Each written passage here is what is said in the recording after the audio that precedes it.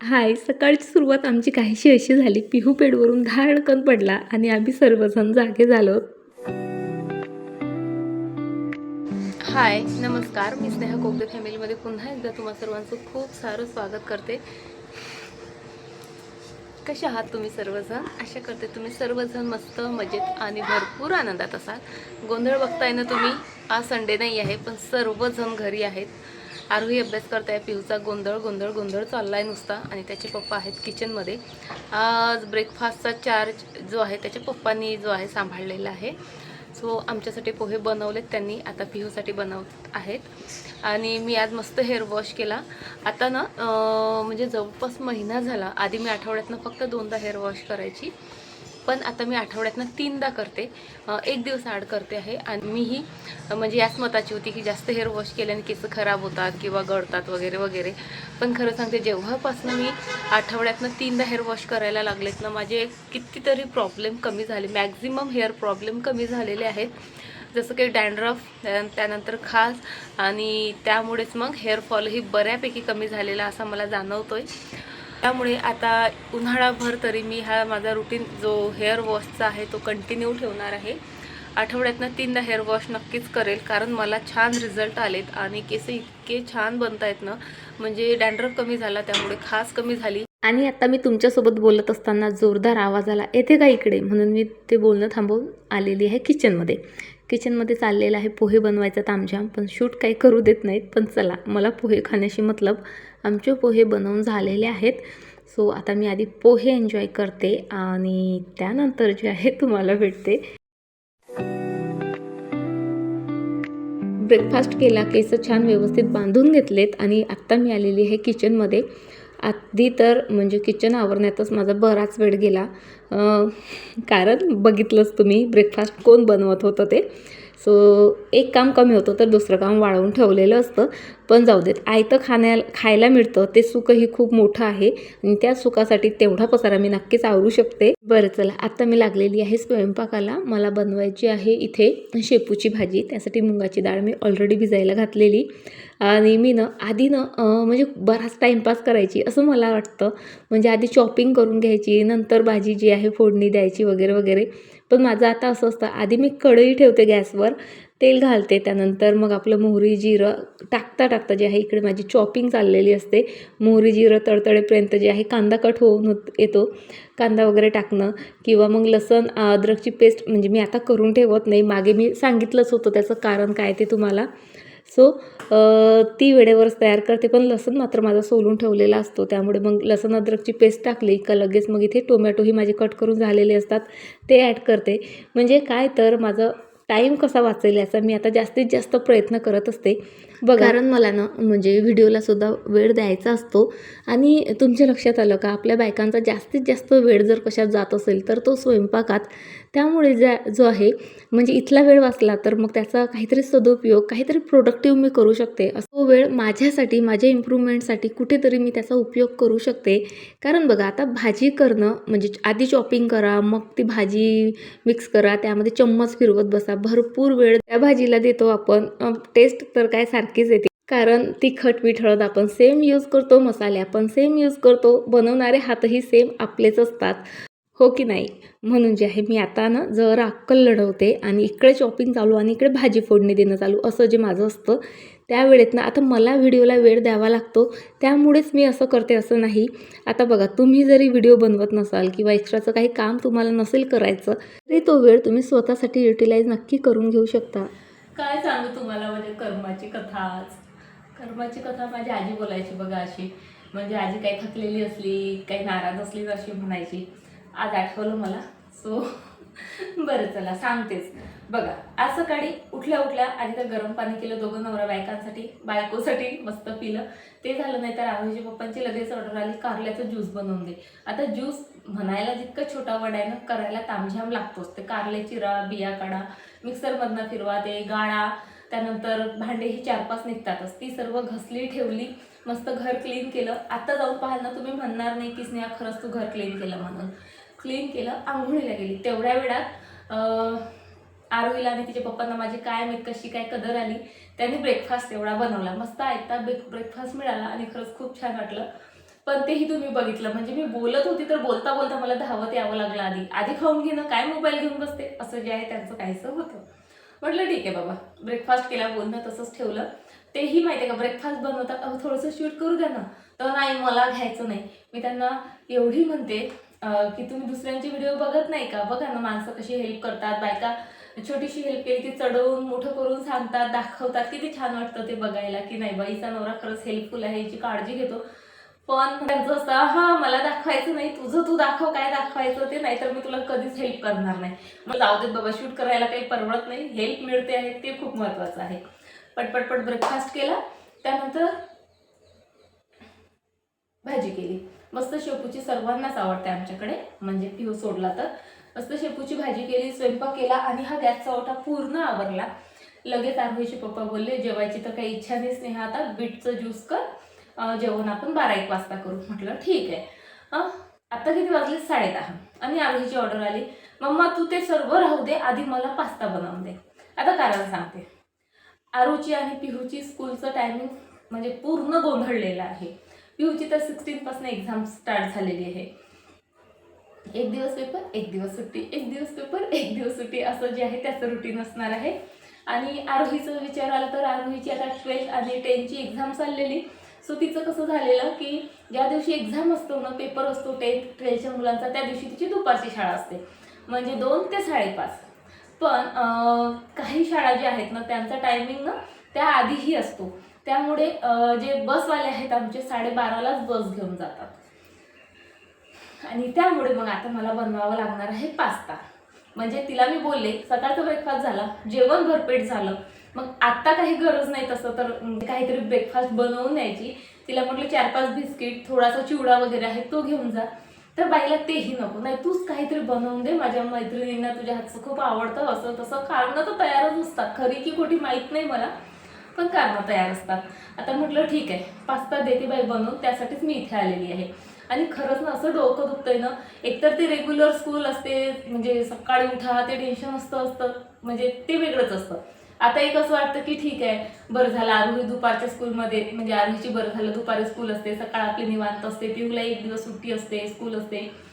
So म्हटलं जरा निवांत वेळ मिळेल आपल्याला किंवा झोप जरा जास्त मिळेल, तर हे असं नाटक चालू झालं. म्हणजे बघा, ब्रेकफास्ट नंतर स्वयंपाक, किचन आवरलं नाही तर पुन्हा आता किचनमध्ये आलेली मी. असा गोंधळ चाललाय ना लाईफमध्ये की काय सांगू तुम्हाला. पण चला, सांगून उपयोग नाही, ब्रेकफास्ट करावाच लागेल, नाहीतर बाईच्या आणखी कंप्लेंट स्टार्ट होऊन जातील. सो जितकं शक्य होतं किंवा जितके व्हेजिटेबल घरात होत्या त्या यूज करून इथे मस्त आरोहीसाठी मी पास्ता बनवला आहे टिफिनसाठी. 15 मिनिटं आधी मी हे पूर्ण घर क्लीन करून गेली होती, सर्व पिलो व्यवस्थित. आणि हेच कारण होतं माहिती आहे का, आतापर्यंत म्हणजे मी ह्या पिलो यूज करतच नव्हते, इतक्या हौशीनं घेतल्या होत्या ना मी ह्या मोठ्या पिलो. त्या छोट्या पिलो जेव्हा त्या बेडशीटवर फ्रीमध्ये दिसल्या ना, इतकी आनंदित झाले मी. पहिल्यांदा जेव्हा ते माझ्या फीडवर आलं, मिशोवर मी बघितलं, तेव्हा लगेच ऑर्डर करून दिल्या त्या बेडशीट, फक्त त्या छोट्या पिलोसाठी. जसं मी इमॅजिन केलं होतं की असं असं बेड असेल, यावर अशी बेडशीट असेल, त्यावर मी छोट्या छोट्या पिलो ठेवीन, मस्त डेकोरेट करेल, असं माझ्या माइंडमध्ये होतं. तशीच जसं मला दिसल्यात ना की बेडशीटसोबत पिलो फ्री आहेत, इतकी आनंदित झाली ना मी आणि लगेच ऑर्डर केलं. म्हटलं चला, एका किमतीत आपल्याला बेडशीट मिळत आहेत, पिलो कवर मिळत आहेत आणि विथ कुशन छोटे छोटे पिलोही मिळत आहेत. आता कुठे म्हणजे मी त्या बेडशीट यूज करायला काढल्यात, त्या पिलो यूज करायला काढल्यात. आतापर्यंत खूप मनाला समजावत होते मी, नाही स्नेहा करत, खूप पसारा करतील मुलं, नको यूज करू. ह्या पिलोचं सुद्धा तसंच, ह्या पण मी यूज नव्हते करत डेलीसाठी, पण आता मकर संक्रांतीला काढल्या तर म्हटलं काढतेच, विचार केला, इतक्या हौशीने घेतल्या आणि किती दिवस आपण बेडमध्येच ठेवून देणार आहे, चला यूज करू. होईल थोडा त्रास होईल, करतील मुलं फेकफाक किंवा धुवायचं एक काम वाढेल किंवा कधीतरी पसारा होईल, पण म्हटलं तरी आपली हौस तरी पूर्ण होईल म्हणून ह्या काढल्या होत्या बघा. आणि ही अशी कंडिशन चाललेली आमच्याकडे, म्हणजे येता जाता पिलो फाईट किंवा फेकाफेकी, त्या डोक्याखाली घ्यायचं, कधी पाठीखाली घ्यायचं, कधी कुठे. पण तरी मला हौस आहे म्हणून ह्या पिलो इथेच राहणार आहेत. 15 मिनिटं आधी मी हे सर्व आवरून गेली होती, बघितलं तुम्ही. 15 मिनिटांना पुन्हा ते तसंच झालं. आणि आत्ता हे असणार आहे जोपर्यंत जूनमध्ये कंटिन्युअसली अगदी टाईमनुसार स्कूल चालू होत नाही ना तोपर्यंत. कारण आता जसं मी बोलले पिहूची एक्झाम स्टार्ट झालेली आहे. सो पिहूचा एक दिवस पेपर एक दिवस घरीच असणार आहे तो, आणि असं हे हा महिनाभर चालणार आहे. शेवटच्या पेपरला तर म्हणजे कसले पेपर ते फिजिकल एज्युकेशन ऑल दॅट असे जे जास्तीचे इम्पॉर्टंट पण नाहीत. त्या पेपरच्या वेळेस तर 4 दिवस सुट्टे आहेत. म्हणजे मार्चमध्ये सुद्धा पिहूची एक्झाम ही कंटिन्युअसली चालतच राहणार आहे 10 मार्चपर्यंत. सो म्हणजे तो घरीच असल्यासारखा आहे. आता एक दिवस कसा तरी पेपर द्यायला जातो, नाहीतर घरीच आहे. आणि आरोहीचे जसं मी सांगितलं, आरोही घरीच असणार आहे. आणि हा असा गोंधळही हा असाच असणार आहे आता, कारण पिहूची एक्झाम संपली की आरोहीची एक्झाम स्टार्ट होणार. मग तिचंही असंच, एक दिवस घरी एक दिवस शाळेत, त्यानंतर सुट्ट्या, पुन्हा काही दिवस शाळा, पुन्हा सुट्ट्या. आणि आपली कामं 10 पटीने वाढणार आहेत. इतर कामं तरी ठीक आहे, खायचं प्यायचं तरी आपण हौशीनं मुलांना करून देतो. असं वाटतं मुलांच्या पोटात जातं, मुलं हेल्दी होतात, किंवा म्हणजे खाणं आपल्यासाठी तसं खूप महत्त्वाचं असतं. मुलांनी खावं यासाठी आपण कितीही एफर्ट्स घ्यायला तयार असतो, पण असा पसारा करून ठेवला ना खरंच खूप चीड येते. पण काही ऑप्शन नाही. चला आता पटपट आवरते.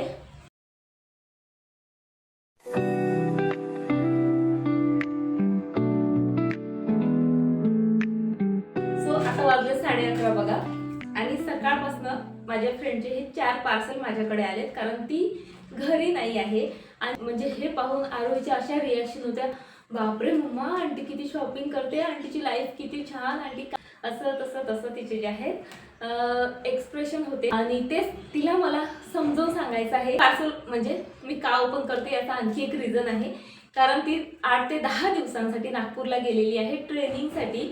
आणि तुम्हाला माहीत आहे, जर पार्सलमध्ये काही खराब वगैरे असेल, काही तुटफूट झालेलं असेल, फाटफूट झालेलं असेल, तर मग कसं आपण 8 दिवसानंतर ते रिटर्न नाही देऊ शकत बऱ्याचदा. आता ओपन करून दाखवते, आणि आरोहीलाही मला काहीतरी समजून सांगायचं या गोष्टीतनं, कारण सकाळपासून मी आरोहीच्या मागे कंटिन्युअसली बाळा अभ्यास कर, बाळा अभ्यास कर, बाळा अभ्यास कर. केला तिने, नाही केला असं नाही, केला तिने.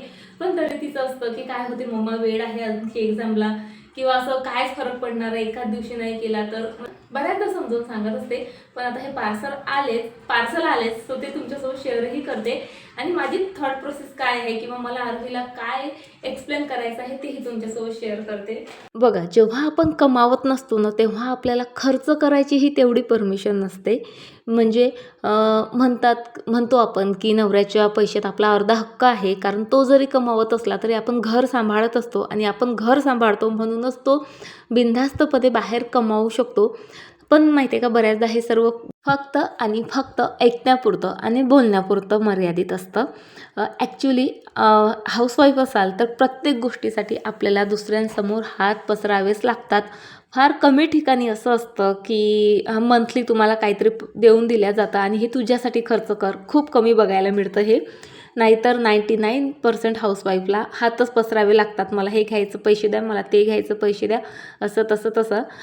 किंवा मग आपण घरात जे काटकसर करतो, प्रत्येक गोष्टीचा व्यवस्थित हिशोब ठेवून जे पैसे वाचतात आपले, ती फक्त आपण आपल्यासाठी खर्च करू शकतो. किंवा ते खर्च केल्यानंतरही आपल्याला बऱ्याचदा उत्तर द्यावी लागतात की मग तू हे कसं ऑर्डर केलं, पैसे होते का तुझ्याकडे, किंवा मग ते बचतीसाठी दिलेले पैसे तू असे का खर्च केले. बऱ्याचशा गोष्टी असतात.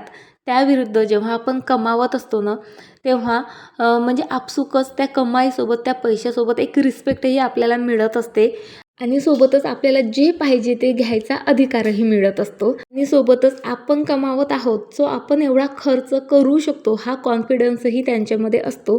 पण जेव्हा आपण कमावत नसतो ना तेव्हा नवरा भलेही कितीही पैसे देत असला तरी पण शॉपिंग करायला जी एक कॉन्फिडन्स लागतो, हिंमत लागते की किंवा एक भीती असते मनात की मी खर्च केले तर कोणी काही बोलेल का वगैरे वगैरे, ती भीती असते, म्हणजे असतेच. खरं सांगते, कितीही तुम्ही बिंदास असाल, कितीही नवरा तुमचे लाड पुरवत असो, कितीही पैसा तुमच्यावर उधळत असेल तरीसुद्धा हा गिल्ट आपल्यात असतो की अरे आपण कमावत नाही, किंवा आपल्याला यासाठी ॲन्सरेबल असावं लागतं. आणि मी आरोहीला बऱ्याचदा म्हणजे माझं चाललेलं असतं की तिला लाईफ मी कंपेअर करून दाखवत असते. माझी लाईफ किंवा माझी बहीण आहे, तुम्ही बघितली 2 दिवसापूर्वी, ती खूप मोठी ऑफिसर आहे. सो तिला ना जेव्हा मी अभ्यासाचं महत्त्व किंवा स्वतःच्या पायावर उभं राहणं काय असतं असं जेव्हा समजून सांगत असते ना, तेव्हा तिला कंपेअर करून दाखवते माझी लाईफ कशी किंवा माझ्या बहिणीची कशी.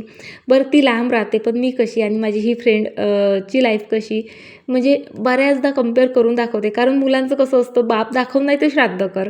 म्हणजे जोपर्यंत आपण एक्झाम्पल देऊन अगदी पटवून त्यांना देत नाही ना, तोपर्यंत ते त्यावर विश्वास ठेवत नाहीत. आणि आजचे हे सर्व पार्सल पाहून आरोहीचं तसंच होतं की आंटी एवढ्या कशा बोलवतात किंवा त्यांना एवढं परमिशन कसं कोण देतं. सो तेच मी तिथे एक्सप्लेन करत होते तिला की बाई ती स्वतः कमावते, तितका तिला कॉन्फिडन्स आहे, तिच्या गरजा आहेत आणि त्या ती बोलून दाखवू शकते आणि त्यासाठी ती पे करू शकते. आणि तुला हा कॉन्फिडन्स हवा असेल तर तुला आजपासून मेहनत करावी लागेल. कारण आरोचं असतं, मम्मा मी काय 10th आहे का की सतत अभ्यास करू किंवा असं करू तसं करू, बऱ्याचशा गोष्टी किंवा माझ्या फ्युचरला माझ्या काय करिअर बनवायला आणखी वेळ आहे. तिचं असतं बऱ्याचदा असं, म्हणजे खूप अभ्यास करते, कधीतरी लो होते. आणि प्रत्येकाचं असतं असं की बऱ्याचदा लो फील होतं अभ्यास करता करताही. अगदी तो रुटीन आला की मुलंही बोर होऊन जातात, मग काही दिवस अभ्यास करत नाही. तेव्हा त्यांना मोटिवेट करण्यासाठी मग आपण असं काहीचं म्हणजे बोलतो किंवा काही कृती करतो. त्यातलीच माझी ही आजची कृती होती की तिला फक्त मला मोटिवेट करायचं होतं, तिला समजावून सांगायचं होतं की स्वतःची कमाई आणि नवऱ्याची कमाई यामध्ये किती जास्त डिफरन्स असतो ते. बरं चला, तुम्हाला जर माझं बोलणं पटलं असेल तर पटपट कमेंट करा. बरं, हे सर्व पार्सल माझ्या मैत्रिणीचे होते, हे तर कळलंच असेल तुम्हाला. हा स्कर्ट बघा, बरंच झालं मी ओपन करून बघितलं. याचा नेक अगदी पोटापर्यंत जो आहे तो ओपन होता आणि थँक गॉड म्हणजे मी बघितलं. आता तिला पटपट याचे फोटो पाठवते आणि तिला जर कॅन्सल करायचं असेल तर मग तिला ते बरं पडेल आता. नाहीतर ती 10 दिवसानंतर आल्यानंतर याची रिटर्नची डेटही गेलेली असती आणि विदाऊट पस्तावा तिच्याकडे काहीही उरलं नसतं. होप सो माझी जी थॉट प्रोसेस आहे तुम्हालाही पटली असेल. आणि खरंच असं होतं, आपण कमावणार असलं की आपल्याला कोणाकडे हात पसरावे लागत नाहीत म्हटल्यापेक्षा कोणाला पैसे मागावे लागत नाहीत. आता नवऱ्याच्या पैशावर आपला पूर्ण हक्क असतो. काही नवरे ते मान्य करतात, काही मान्य करत नाहीत. किंवा बऱ्याचदा आपल्यालाही होतं की कितीदा पैसे मागायचे. अशा वेळेस खरंच खूप म्हणजे असं वाटतं की आणखी थोडे एफर्ट्स घेतले असते तर, नोकरी केली असती तर, आणि बरंच काही. आणि तेच मला आरोहीला समजावून सांगायचं होतं, म्हणून तिच्यासमोर जे आहे म्हणजे हे एक्झाम्पल देऊन जे आहे मी तिला समजावून सांगितलं. सो चला आता हे सर्व आवरते, आरोहीचा टिफिन वगैरे पॅक करते आणि नंतर तुम्हाला भेटते. नंतर म्हणजे अगदी सायंकाळी 6 वाजता मी तुम्हाला इथे भेटते आहे. खरं तर आज इव्हनिंग वॉक कॅन्सल करून आम्ही आलेलो आहोत ग्राउंडवर, जिथे छत्रपती शिवाजी महाराज जयंतीनिमित्त कार्यक्रम आज होते. पण इथे येऊन काही वेगळाच पोपट झाला. बायकांसाठी कार्यक्रम होते पण बायकाच तिथे हजर नव्हत्या, त्यामुळे ते कार्यक्रम झाले रद्द. आणि तेच मी इथे जीव तोडून तुम्हाला सांगत होती. पण आता व्हिडिओ खूप मोठा होतोय, त्यामुळे जे आहे मी इथे व्हॉइस ओव्हर करते आहे. बरं चला, आता चांगलाच पोपट झाला खरा, पण स्वयंपाक मात्र माझा बाकी होता, तो मी इथे पूर्ण करते. त्यानंतर बरीचशी कामं होती, म्हटलं उद्या करायची आहेत पण आजच आटपून घेते, म्हणजे उद्याचा तेवढा वेळ मला मोकळा राहील. सो चला, ती माझी कामं आटोपते आणि आजचा जो व्हिडिओ आहे तो इथेच संपवते. होपसो तुम्हाला व्हिडिओ आवडला असेल. व्हिडिओ आवडला असेल तर फ्रेंड प्लीज लाईक करा आणि शेवटपर्यंत व्हिडिओ बघितला असेल तर त्यासाठी खरंच तुमचे खूप खूप खूप आभार.